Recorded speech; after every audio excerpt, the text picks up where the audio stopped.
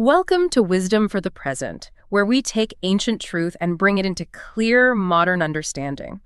This episode uses AI-generated narration based on human-researched and written material. So imagine, if you will, that you are just standing there right in the shadow of this colossal, seemingly invincible imperial war machine. Right. And the empire arrayed against you is so staggeringly confident that they will crush your small ragtag group of resistance fighters that they haven't just planned their victory parade. Yeah, they've gone way past that. Exactly. They have already sold you. I mean, they've invited coastal merchants to the battlefield, set a bulk discount price on your head, and they are literally just waiting for the fighting to stop so they can bag the bodies and use the cash to pay off a corporate debt to a foreign power. It's wild. It represents the absolute pinnacle of psychological warfare and dehumanization. You weren't even considered a military threat at that point. You were just inventory. Right, because before a single sword is even drawn, the enemy is attempting to strip you of your agency entirely. They're basically trying to communicate that your resistance is so futile, it has already been monetized. Wow. Yeah, and that is the exact historical reality we are plunging into today. So, okay, let's unpack this. We are looking at a deeply dramatic, honestly highly controversial ancient text today. It's chapters 8 through 15 of the apocryphal book of 2 Maccabees. It's a heavy one. It really is. And our mission in this deep dive is to act as your guides, kind of sifting through this narrative that is absolutely packed with, supernatural battles, gruesome acts of political resistance, and just profound moments of human resilience. We want to extract the practical wisdom from this ancient text and translate it into tools for 21st century realities. And 2 Maccabees it's an incredibly rich text for this kind of analysis because it operates simultaneously on multiple frequencies. Wow. It functions as history, sure, but it's also profound theology. It's an intense psychological drama, and honestly, a brilliant masterclass in narrative framing. Right. But to actually extract the wisdom it has to offer, we first have to, ground ourselves in the mechanics of the historical and human context of the 2nd century BCE. So let's lay that groundwork for everyone. We are in the ancient Near East, roughly around the 160s BCE. The Jewish people in Judea are under the oppressive thumb of the Syrian Seleucid Empire. Yes. Which is one of the massive successor states that splintered off after the death of Alexander the Great. And specifically, they are dealing with a king named Antiochus Epiphanes. And from our sources, it's clear Antiochus isn't just your standard ancient ruler interested in taxing people and moving on. Not at all. He is driven by a violent, really aggressive policy of Hellenization. Which is such a key term here. It's the crucial concept. Because this wasn't merely, an encouragement to adopt Greek culture, like wearing different clothes or speaking a new language. Right, it wasn't a suggestion. Yes, exactly. For Antiochus, Hellenization was a systemic weapon of assimilation. He wanted to force the Jewish people to completely abandon their ancestral laws, their distinct religious practices, and basically their entire cultural framework. Just erase them. Yeah, erase their unique identity and absorb them fully into the Greek socio-political machine. So he banned Sabbath observance, he outlawed circumcision, he made it a capital offense to even possess the sacred scriptures. Oh, wow. And he actively desecrated the temple in Jerusalem by turning it into a site for pagan sacrifice. It's a total existential crisis, an attempt at cultural and physical annihilation. And this crucible, right, it produces the famous Maccabean revolt, but the lens through which we are viewing this revolt in 2 Maccabees is incredibly specific and honestly highly edited. Oh, heavily edited. Because if you were to pick up 1 Maccabees, you would get a very straightforward, almost secular military history. It outlines troop movements, tactical ambushes, and ultimately the political rise of the Hasmonean dynasty, the family that led the revolt. Right, it reads like a standard history. But 2 Maccabees tells us right in its opening that it is an epitome. It is a condensed, abridged version of a massive 5-book history, originally written by a guy named Jason of Cyrene. So the author we're dealing with is essentially acting as a selective editor, and he is coming to the material with a massive, undeniable Pharisaic bias. Yeah. Which totally colors every single event he chooses to include or exclude. We should probably define those terms clearly because the politics of ancient Judea directly impact how this story is told. So think of the Pharisees as the grassroots, strictly religious faction. They believed fiercely in the afterlife, the resurrection of the dead, angels, and absolute uncompromising adherence to the religious law. Right, very strict. And on the other side, you had the Sadducees and the ruling Hasmonean dynasty. They were the wealthy, aristocratic, pragmatic political elite who controlled the temple. They were more open to Hellenistic influence and generally rejected the supernatural concepts of resurrection or angels. And understanding that divide, that is what unlocks the entire agenda of 2 Maccabees. Because the author, our Pharisaic epitomist, he's using this historical text as a weapon against his political rival. Which is fascinating. It is. Look at how the revolt starts in 1 Maccabees. The entire movement is sparked by the patriarch of the family, Mattathias. The founding father. Right. But the author of 2 Maccabees completely omits Mattathias from the historical record. He just acts as if the man never existed, focusing solely on the son, Judas Maccabeus. He literally cuts the founding father of the ruling dynasty out of their own history book. I mean, it would be like writing a history of the American Revolution and deliberately leaving out George Washington just because you don't agree with the political party his descendants currently run. That's a perfect analogy. By erasing Mattathias, the author denies the current pragmatic Hasmonean rulers their foundational hero. Instead, he elevates Judas Maccabeus. Yeah, portraying him not as a political king, but as this pious, law-abiding, fiercely religious warrior who aligns perfectly with Pharisaic ideals. It is propaganda in the truest sense of the word. The author is utilizing the past to make a really sharp ideological point about his present. I mean, he's writing to legitimize 2 non-biblical festivals.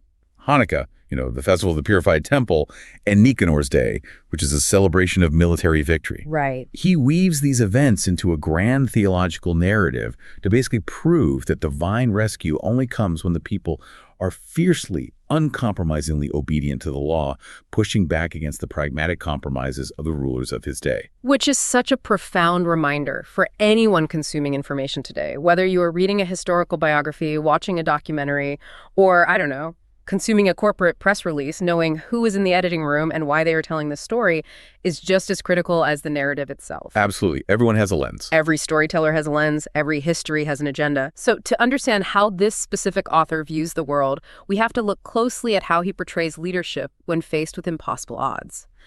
Let's dive into Chapter 8. Okay, so the setup here is the ultimate asymmetric conflict. Judas Maccabeus has managed to gather a small guerrilla force of about 6,000 men. Very small. Very small. And in response, the Seleucid governor sends a commander named Nicanor to wipe them out. Nicanor brings a professional, multinational imperial army of 20,000 troops. Wow. Over a 3-to-1 advantage. Exactly.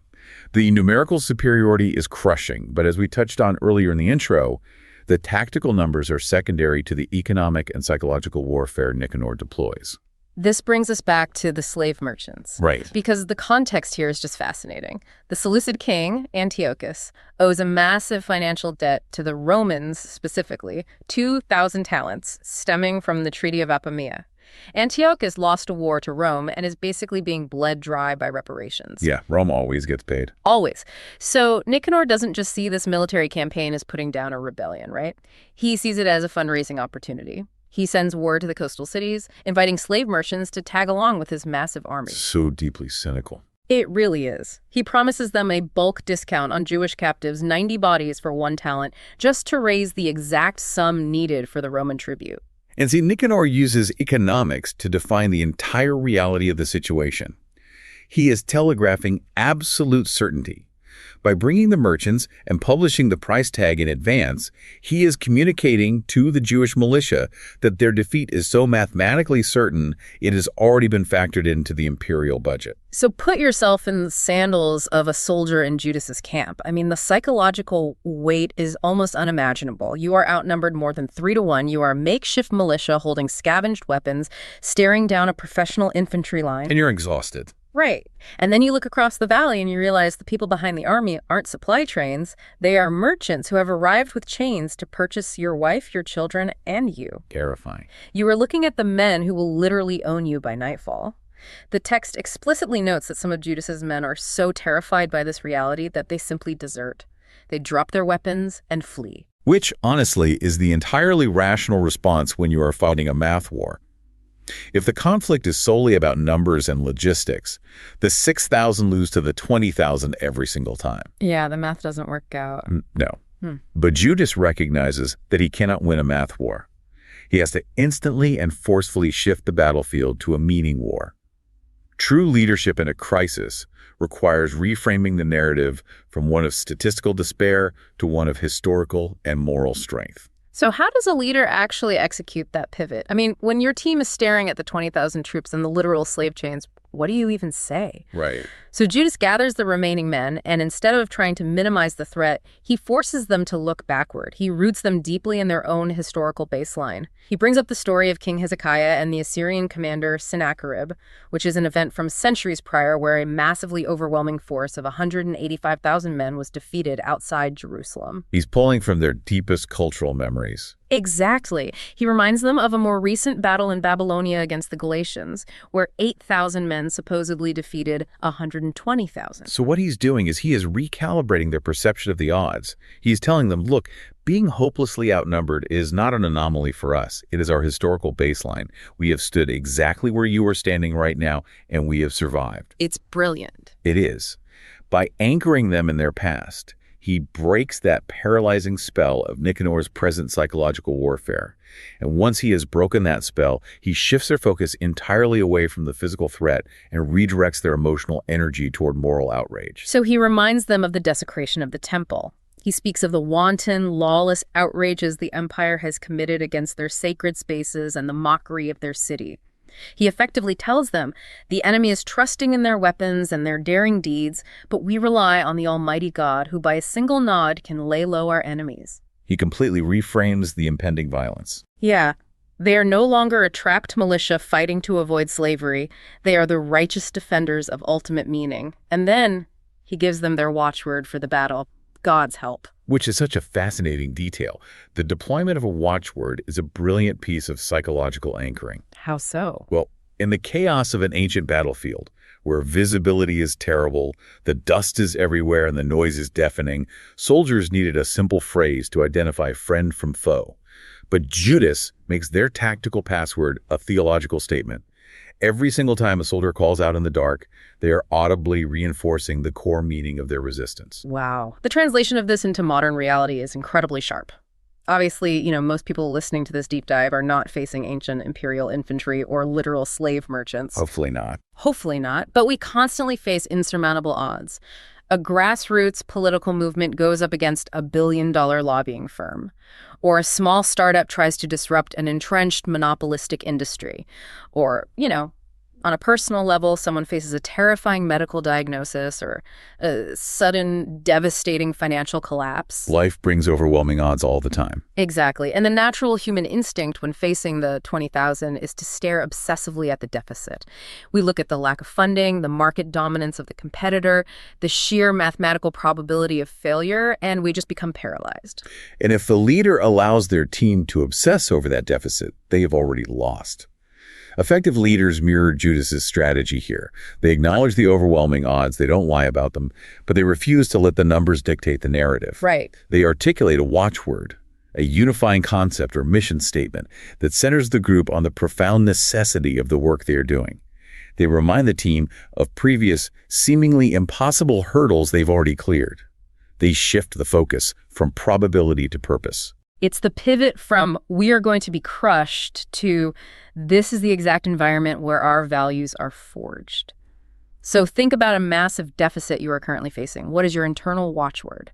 How are you actively reframing the narrative for yourself or for the people who depend on you so that your focus remains locked on your core purpose rather than the overwhelming likelihood of failure? Because when a group is unified by profound meaning rather than paralyzed by statistics, they become incredibly dangerous to the status quo. Yeah, they do. And the text tells us that Judas's reframed, highly motivated force of 6,000 absolutely shatters Nicanor's army. I mean, they disabled the 20,000, they seized the massive piles of money the slave merchants had brought to buy them with, and Nicanor is utterly humiliated. Just a total rout. Total. He has to strip off his glorious imperial uniform, disguise himself, and flee across the country entirely alone, like a runaway slave. It is a complete structural inversion of the arrogance he brought to the battlefield.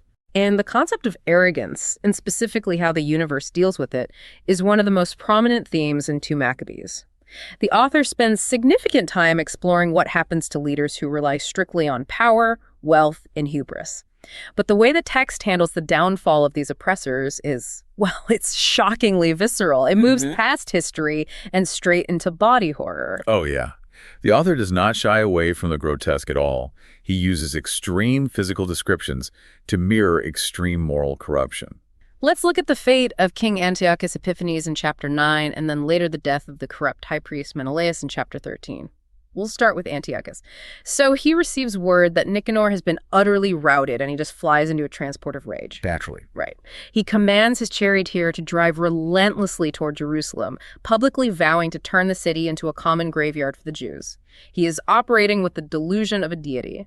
And then, according to the text, he is struck by a fatal, unseen blow. Yet the text describes him being seized by an incurable, invisible pain in his bowels. But in his arrogance, he refuses to stop the chariot, pushing the horses faster until he is violently thrown from the speeding vehicle. The crash racks every limb in his body, but the physical trauma is only the beginning. Right, because the narrative takes this dark, really gruesome turn. The text claims that worms physically swarm from his body while he is still alive. Yeah, his flesh begins to rot and fall off his bones in agony, and the stench of his own physical corruption becomes so overwhelmingly toxic that his entire army cannot endure to be near him. The troops abandon him. The man who literally days earlier thought he could command the waves of the sea and reach up to touch the stars is reduced to a rotting, stinking mass alone in the mountains. It's a complete dismantling. It is. He ultimately repents, vows to become a Jew, and writes a desperate letter begging for mercy, but he dies a miserable, isolated death. And the fate of Menelaus is equally horrific, though in a completely different manner. So Menelaus was a political opportunist who bought the high priesthood with a massive bribe to the Seleucid king. He stole sacred golden vessels from the temple to pay off his debts, and he orchestrated the assassination of the true, righteous high priest.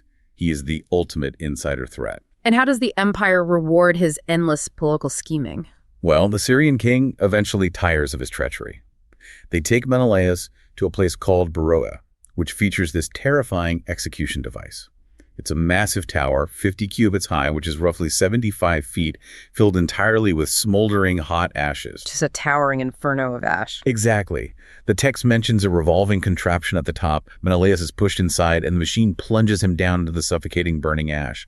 There's no blood spilled, just complete suffocating erasure. The vividness of these deaths often deeply unsettles modern readers, and for good reason. And I want to push back on the text right here, because reading this today, it feels incredibly primitive. It feels like vindictive, ancient, instant karma.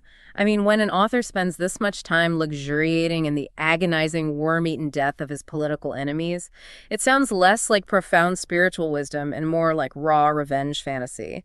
We look at this and think this is just religious propaganda delighting in torture. That reaction is entirely justified, and it is a massive obstacle for anyone trying to extract modern wisdom from ancient texts. We had to separate the ancient theological framework from the enduring psychological truth hidden beneath it. Okay, unpack that for us. So the ancient assumption at play here is a direct, immediate correlation between sin and physical punishment. This idea that God reaches down and gruesomely tortures bad people in exact proportion to their crimes. Now, we don't have to adopt that ancient theological assumption, but we do need to recognize the literary device the author is using here, which is poetic justice. The punishment perfectly mirrors the crime. Exactly. And the author is not subtle about this at all. He explicitly states why Antiochus suffers a rotting bowel disease. It is a right proper punishment for one who had tortured the bowels of other people with many an exquisite pang. Wow, okay. And why does Menelaus die suffocating in a massive tower of ashes? Well, the text explains. Many a sin had he committed against the altar, whose fire and ashes were holy. By ashes, then, he got his death. In the ancient world, poetic justice wasn't just a clever writing trick. It was a profound form of political resistance literature. How does that work as resistance? Think about it. When you are an oppressed people living under a tyrant who seems completely invincible, a king who commands armies and wealth you cannot possibly match, the world feels chaotic and deeply unfair. Right. Poetic justice is a narrative mechanism that restores order. by writing a history where the tyrant's specific cruelties become the exact instruments of their own destruction. The author is telling his audience that the universe actually has a moral architecture. He's asserting that unchecked power is not actually immune to consequence. So, if we strip away the literal worms and the powers of ash, what is the modern reality functioning inside these horror stories? What is the insight for a 21st century leader? The insight is the profound danger of the paranoia of power. Unchecked arrogance creates a completely unsustainable ecosystem. A toxic leader, whether they're running a country, managing a corporate division, or dominating a family dynamic who treats people as disposable assets, inevitably builds an environment where no one will tell them the truth. Because they insulate themselves from reality. Antiochus believed his own propaganda. He thought he was literally divine, and because he tortured anyone who defied him, his advisors only fed him what he wanted to hear. He was driving a chariot toward a cliff, and no one dared tell him to slow down. Exactly. The modern translation of Antiochus's rotting disease is the internal decay of a corrupt organization. The stench of toxic leadership eventually becomes unbearable. Right. For a while, a ruthless executive might speed along, hitting quarterly targets, appearing completely invincible. But the rot is quietly setting in. The talented employees leave because they refuse to tolerate the stench of the ethical compromises. The leader becomes increasingly paranoid, surrounded only by sycophants who will abandon them the moment the power wanes. The isolation and the downfall are generated entirely by their own initial hubris. And Menelaus is the warning for the political operative who thinks they can outsmart everyone forever. He thought he could manipulate the imperial powers and betray his own people without consequence, but eventually the sheer weight of his own constant betrayals suffocates him. He is swallowed by the very corrupt system he helped build. Yeah, he built the machine that destroyed him. This forces a deeply uncomfortable reflection on us today. Where are you insulating yourself from the truth? Are you operating with a subtle, unexamined arrogance that treats the people around you merely as instruments for your success?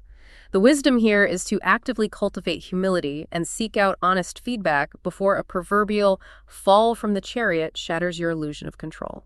And while the villains of 2 Maccabees are destroyed because they believe they have no limits, the heroes are defined by their intense, almost irrational adherence to their limits. Which brings us to one of the starkest contrasts between 1 Maccabees and 2 Maccabees, the theology of the non-negotiable boundary. Let's look at segment 4 from our source notes, the issue of Sabbath observance. Going back to chapter 8, Judas's 6,000 men have just shattered Nicanor's massive army. The imperial troops are fleeing in chaos. They are dropping their weapons, abandoning their supply lines, and leaving behind staggering amounts of wealth. A little panic. Total panic. Judas and his men are in hot pursuit. From a purely military perspective, this is the critical moment. You press the advantage, you run the enemy down, and you secure a total decisive victory. But suddenly, the Jewish militia completely halts the pursuit. They stop dead in their tracks. The text tells us that lacking time they returned, for it was the day before the Sabbath, and therefore they would no longer pursue them.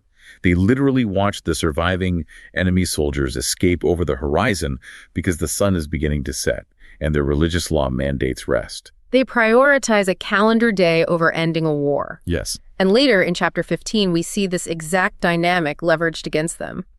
Nicanor, before his final defeat, realizes the Jews are rigid about this boundary. He deliberately plans his attack for the Sabbath, knowing they will be reluctant to defend themselves. Interestingly, Nicanor has Jewish conscripts forced into his own army, and they actually beg him to respect the day. They plead with him to give honor to that day, which he that seeth all things have honored with holiness. And Nicanor's response is the absolute distillation of the imperial arrogance we discussed. He smears and asks us if there is truly a sovereign in heaven who commanded the Sabbath. When the Jewish conscripts confirm it, Nicanor replies, I too am a sovereign on earth, and my orders are to take arms and execute the king's business. Yeah, Dad. Right. It is the ultimate clash between divine mandate and earthly pragmatism. But to truly grasp what the author of 2 Maccabees is doing here, we have to contrast this scene directly with how 1 Maccabees handles the exact same issue. This is where the competing historical agendas become incredibly obvious. In 1 Maccabees, very early in the revolt, a group of Jewish rebels is hiding in the wilderness. The Seleucid army attacks them on the Sabbath. The rebels decide that fighting back, even in self-defense, would violate the law of rest. They refuse to throw a single stone, and 1,000 men, women, and children are slaughtered. A total massacre. And after that massacre, Mattathias, the patriarch that 2 Maccabees erased, remember, makes a fiercely pragmatic ruling. He declares, if we do this, we will be wiped off the earth. From now on, if anyone attacks us on the Sabbath day, we will fight against them. So 1 Maccabees argues that the law was made for the preservation of life, so you must suspend the law to save your life. It is deeply logical. But the Pharisaic author of 2 Maccabees utterly rejects that pragmatism. He refuses to include that ruling. Throughout his entire epitome, he portrays uncompromising, rigid Sabbath observance, not as a tactical liability, but as the very source of their supernatural strength. See, I have to play devil's advocate here, because the pragmatism of 1 Maccabees makes total sense to a modern mind. If you strictly observe the Sabbath and the enemy massacres you, well, there is no one left to observe the Sabbath next week. You haven't protected your religion, you've just ended it. Why is the author of 2 Maccabees so obsessed with holding this boundary, even when it guarantees massive casualties or the escape of an enemy army? Because for the author of 2 Maccabees, the survival of the biological body is secondary to the survival of the identity. If you compromise the core tenets of your law in order to defeat the Greeks, you have essentially Hellenized yourself. Oh, right. You have adopted the enemy's fluid, pragmatic morality to win. The author's arguing that if a boundary is negotiable, the moment it becomes costly or inconvenient, it isn't actually a boundary, it's merely a preference. By stopping the pursuit of Nicanor's army, Judas is declaring that their obedience to their principles is greater than their desire for total military victory. The friction in that concept is immense. I mean, we live in a culture that absolutely worships the pragmatic hustle. The modern operating system dictates that every boundary is negotiable if the strategic advantage or the financial payout is high enough. If you are an independent journalist and a massive corporation offers you a lucrative buyout that requires you to compromise your editorial independence, pragmatism says, take the money, secure your future, and try to do good from the inside. Right, be reasonable. Exactly. But the rigid principle of 2 Maccabees says, no, the boundary is not for sale. Consider the whistleblower who discovers systemic fraud in their company. Pragmatism says, keep quiet, protect your pension, don't destroy your career.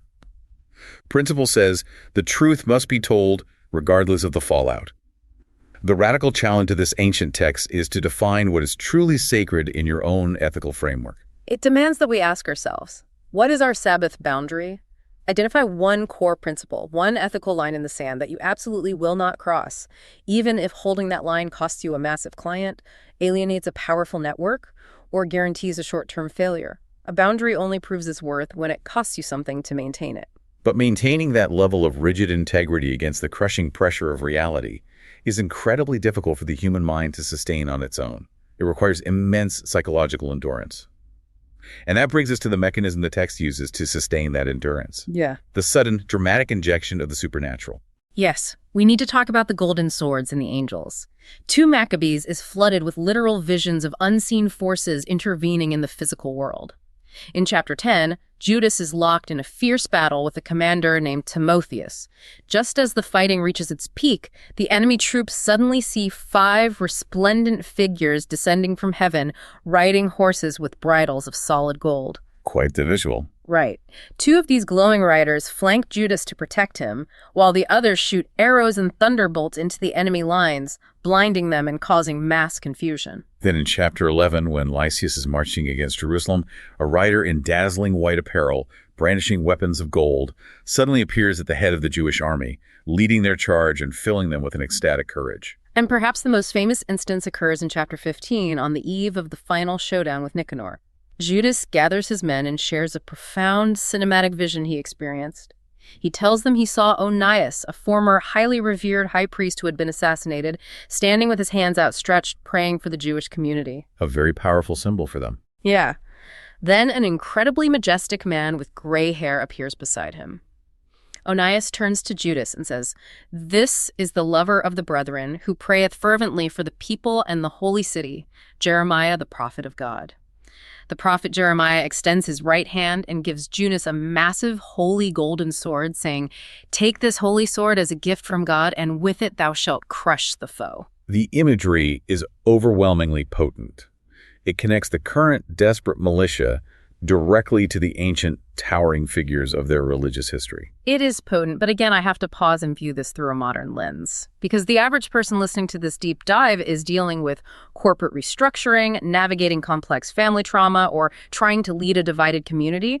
They aren't going to look up and see 5 glowing horsemen throwing thunderbolts at the board of directors. Probably not, no. For us, this reads like ancient CGI. It feels like a literary special effect. Does this hold any practical utility for someone who doesn't expect a literal angel to hand them a golden sword? The utility is profound when you look at the sociological and psychological function these visions serve within the narrative. Whether an ancient reader took them as literal historical facts or a modern reader views them as metaphorical literary devices, the function is the exact same. They are the manifestation of a mandate. Look closely at the text's own explanation of the aftermath of Judas sharing the vision of Jeremiah. The author writes that the vision armed the men not so much with confidence in shields and spears as with the heartening which comes from apt words. Ooh, the heartening which comes from apt words. That implies the power wasn't in the literal metal of the sword, but in the narrative it constructed. Precisely. It is the absolute essence of visionary leadership. When you're asking people to march into extreme hardship, to endure prolonged suffering, or to face overwhelming odds, you cannot mobilize them using only spreadsheets, logistical plans, and tactical diagrams. A leader must provide a shared vision, a golden sword of moral clarity that elevates their struggle from a mere fight for survival into a cosmic or historically significant imperative. So when Judas invokes Jeremiah, he is shifting the burden. He is telling these terrified farmers and merchants, you are not just an isolated militia fighting an empire. You are the direct continuation of the prophets. You are armed by history itself. It reminds me of the civil rights movement or major historical shifts, where leaders anchored their immediate, dangerous political actions to sweeping, transcendent ideals of justice and divine order. Exactly. A modern leader must ask how they are deploying the unseen in their own context. The unseen is your ethos, your core mission, the underlying why of your organization. When the physical reality is bleak, when the budget is slashed, when the market turns against you, when the team is exhausted, the unseen vision is the only thing that sustains momentum. So how do you articulate the unseen value of your work? What is the golden sword you are handing to your team to give them courage when the literal shields and spears are failing? But relying on a grand shared vision creates a new vulnerability. What happens when that vision is fundamentally compromised from the inside? 2 Maccabees explores this in a deeply controversial narrative twist in chapter 12. Judas and his men fight a difficult battle near the city of Jamnia against a commander named Gorgias. It's a brutal fight, and several Jewish soldiers are killed in action. The following day, as was customary, Judas and his men returned to the battlefield to collect the bodies of their fallen comrades for burial. And this is where the text introduces a massive shock to the system. As they are preparing the bodies, they lift the tunics of the dead men, and they discover something appalling. Under the garments of every single one of the fallen Jewish soldiers, they find amulets of the local idols of Jamnia. They find pagan idols hidden on the bodies of the men who supposedly died fighting against paganism. It is a direct, undeniable violation of the core law they are fighting to protect. The text explicitly states that everyone present immediately realizes this hidden idolatry is the exact specific reason these men fell in battle.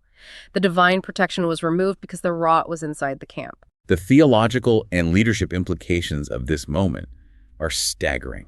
Let's view this through a modern organizational lens. Imagine leading a massive public relations battle for your company, staking your entire reputation on transparency and integrity. You suffer a setback, a few key executives are fired, and as you clean out their desks, you discover they have been secretly siphoning company funds and colluding with the competitor the entire time. A nightmare scenario. The rot wasn't just in the industry, it was inside your own house. The overwhelming modern instinct in that scenario is damage control. You bury the findings. You hide the amulets. You issue a sanitized press release distancing the company from the rogue actors to protect the brand. But Judas employs the exact opposite of modern crisis management. He does not bury the amulets to protect the purity of the cause. He exposes the hidden failure to the entire army.